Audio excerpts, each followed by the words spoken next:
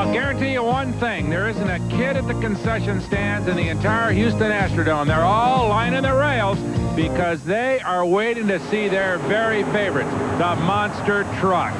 A major attraction everywhere they go. We've got a couple of them here. This is Dennis Anderson, driver of the Gravedigger, an old panel truck. Against him, John Moore. Now, John's come in here from Florida with a truck that's even weird by monster truck standards. Steve had a look. What are boat horns, a bow light, and Marine CF numbers doing on a Ford Bronco monster truck? Well, the No Problem truck of John Moore is registered in the state of Florida as a 15.5-foot inboard homemade boat. Now, it stands to figure that it's not about to sink, not with these giant air-filled tires. In fact, John says the water comes up to just about here, and the tread helps push No Problem through the water. What really propels it at speeds over 12 knots is that, the prop of a 54-foot Hatteras motor yacht connected to the powered takeoff shaft.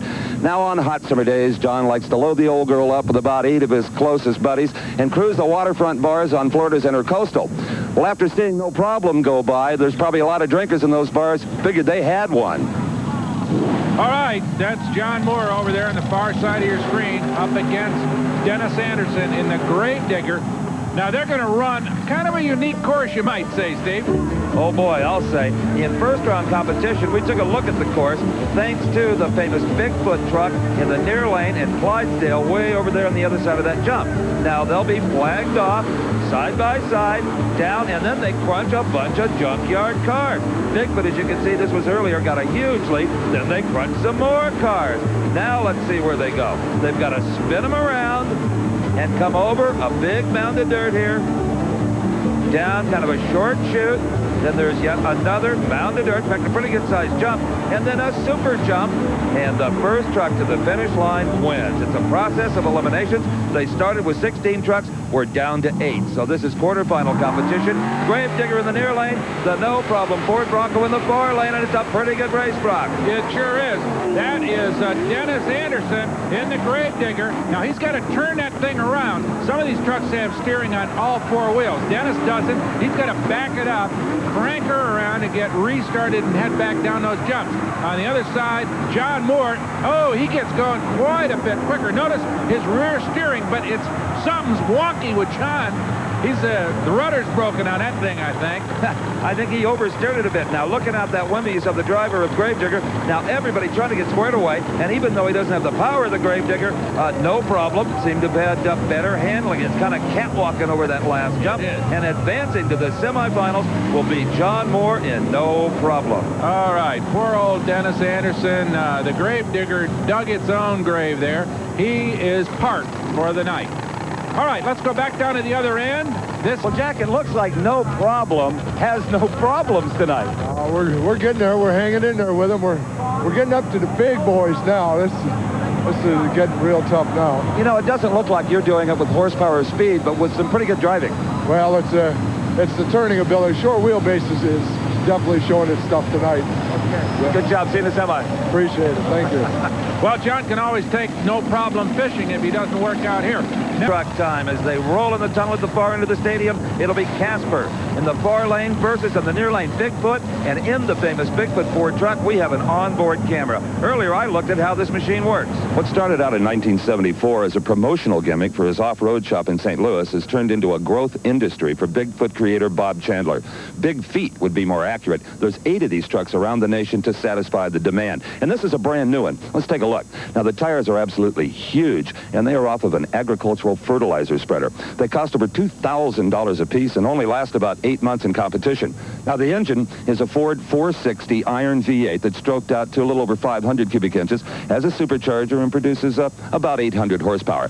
Now, the frame on the latest Bigfoot is out of a 2-ton truck, modified, of course, and up front, the differential is out of a 5-ton military truck. Now, there's a similar differential at the rear, but that 4x4x4 means that the rear wheels also steer, 4-wheel steering, and they're steered electrically, a little toggle switch in the cockpit to handle that. Now, all of this weighs in at about 14,000 pounds, and it takes 18 shock absorbers to handle it. Well, this is the man that drives it, Jim Kramer, the very best, really, in this business. Jim has been around for quite a while, run with Bob Chandler over the years. Dale Harris is going to challenge him right now in Casper. one of the younger drivers in this burgeoning class of competition. Monster Trucks, round 2 here in the Astrodome. Remember now, there are 10 wrecked cars lying ahead and then 3 big mounts. They're off. That's Kramer. Good start. Right in front of you. Here he goes. Right over his shoulder. That's Jim Kramer working the wheel, Steve. Not only is he working the wheel, Brock, remember, he's also electrically with another switch steering the rear wheel, which accounts for the reason he can turn like that. Uh-oh. The truck from Pearl, Mississippi, Casper, has had some engine problems. Steam and smoke pouring out of it. Hardly anybody can match Jim Kramer that first few hundred feet, and the Casper truck did it. They had a good one going. And just listen to the crowd, Brock. They adore that Bigfoot truck. Over the final jump, across the finish line, and headed out of the stadium to race again in the semifinals. As for Casper, well, I'm afraid it's going to need an engine overhaul.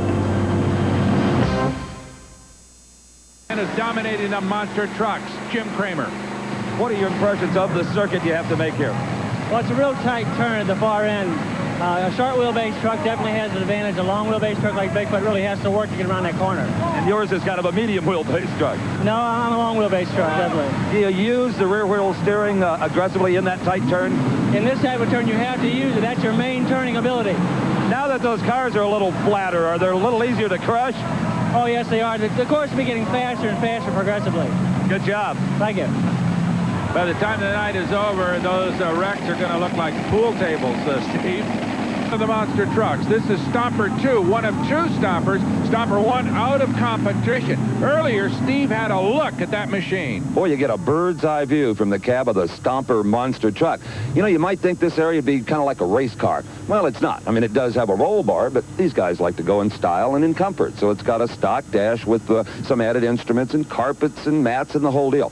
The biggest modification is hydraulic steering. There's no way with these giant wheels and tires conventional power steering could handle it. That means you have to have a hydraulic pump to supply all the necessary fluid. Now, it's full-time 4-wheel drive with 3 forward gears. Now, Mike Webb, who drives this machine, says tonight on this course, he'll do the whole course in 2nd gear. He won't shift at all. Now, we've talked about 4-wheel steering. Here's how it works in this truck. With this lever here in the center position, all 4 wheels steer about the same. If he moves it forward, that will favor the front wheels. If he moves it back past center, it will favor the rear wheels. Boy, you talk about ingenious engineering. This is Gene Patterson, the driver of Stomper 2. He is out of Jefferson City, Missouri. And his competition in the quarterfinals here will be Steve Dane in King Kong from Killeen, Texas. Now, King Kong and Steve Dane, the crew, have been kind of fiddling with the carburetor, trying to get it to run on just the right mixture. So King Kong is over in the far lane. In the near lane is Gene Patterson, and it is Patterson and Stomper with a big advantage right at the start. Oh, yeah, he just jumped right out into the lead. But King Kong has moved up and is challenging for the lead as they make that turnaround. The secret is going to be who makes that 180-degree corner, and it is King Kong with a big leak. Now, we've seen him brake before it's over. Notice that rear wheel steering on both the trucks, but it is going to be King Kong with Steve Dane at the wheel who'll win this round. And it appeared, Brock, that he wanted almost strictly on driving ability, making that wonderful turn down at the other end. Going to round 2 with the Monster Trucks.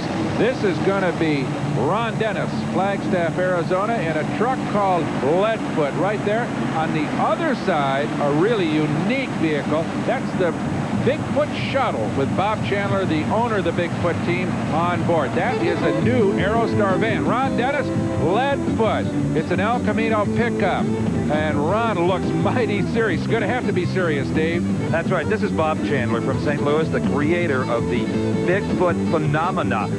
In the first round, Chandler defeated from Laredo, Texas, Lingo Gonzalez and the Texas Ranger. Let's go back and have a look at that. Now, the Bigfoot Shuttle, Brock, is really not a competition machine. Chandler was only filling in tonight because one of the trucks failed to show. It is an absolutely stock Ford Aerostar van on, of course, a very modified chassis. I mean, the air conditioning works, the radio, it's got all the smog stuff on it, but he was side by side with a Texas Ranger. He was. In fact, he just kind of bounced and floated like a little rubber ball over all those obstacles and went on to win, while Lingo had some problems. Later, I talked to Chandler after this race. Well, now, Chandler, not bad for a guy who was just filling in, to quote you. That's a stock 6-cylinder. I know it is, but let's face it, it weighs a little bit less. It's 8,000 some odd pounds. It's not as well. It's big vehicles here are probably about 15,000, sir. And your driving experience had to help there, too. I just put my foot to the floor and close my eyes. Is that what I'm supposed to do? That's what I would do. It's not what you're supposed to do, though. Good job, see you in round 2, as amazingly as it sounds. Hope it makes it. Well, we're going to find out right now. There's Chandler waving to the starter, says he's ready. Ron Dennis says, let's go, and the green flag drops.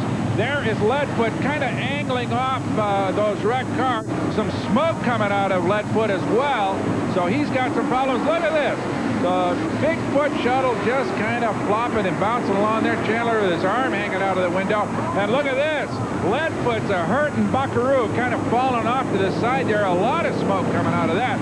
It is going to be the Bigfoot shuttle with Chandler on board going on to its second victory in a row. Kind of an upset in the making, Steve. Well, you know, the lack of horsepower here might be an advantage because he just doesn't get too violent on this short course. We're back in the bog. This is now 2.09. Not even close. Uh-oh. They're standing up again, Brock. It's time for the semifinals in monster trucks. In the near lane will be Jim Kramer in Bigfoot. His competition, Steve Dane, King Kong 3. It's a good start for both trucks. The cars are not much of an obstacle anymore, but the dirt mounds certainly are. And the real trick is to get turned down here. Let's watch Kramer. Here comes King Kong. Whoa! And I believe they touched there, but not hard enough to do any damage. Kramer didn't let it bother him one bit, and he is going to cross the finish line first, bouncing to a halt. In fact, it's almost as if Dane gave him a little bit of a bunt, kind of propelled him over that first mount. Here comes Dane, obviously disappointed. Let's take one more look. This is Kramer making that critical turn at the end of the track. Notice he's using those rear wheels to steer him around. And right over there you see King Kong arriving at the same place at the same time. A little bit of a bunt right there. That is enough to kind of propel Jim Kramer to victory. Second. Uh-oh. Battle stations. Here comes the Bigfoot shuttle. No one's having more fun than Bob Chandler is. This is the last half of the semifinals. If Chandler can win here, he'll face his own Bigfoot truck in the final round. Let's go to Brock with Stephen Chin. Well, Steve, 2 Counts for a mighty good time of 2.5 seconds. Uh-oh. Problems.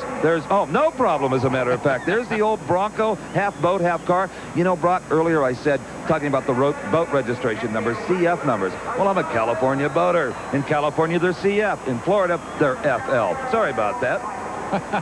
Either way, no water in sight for John Moore right now. He faces a bigger challenge, really. That is the Bigfoot shuttle with Bob Chandler on board, and that little rat just floats over those wrecks, and he is way out front. In the meantime, John Moore just chugging along.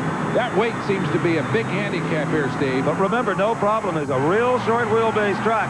The only thing shorter is the Bigfoot shuttle, and Chandler used that to his advantage, and the power is such that he can just keep the pedal down. Well, on to victory for Bob Chandler as we watch John Moore head for the pits for the last time. Let's go to Steve with Jim Kramer.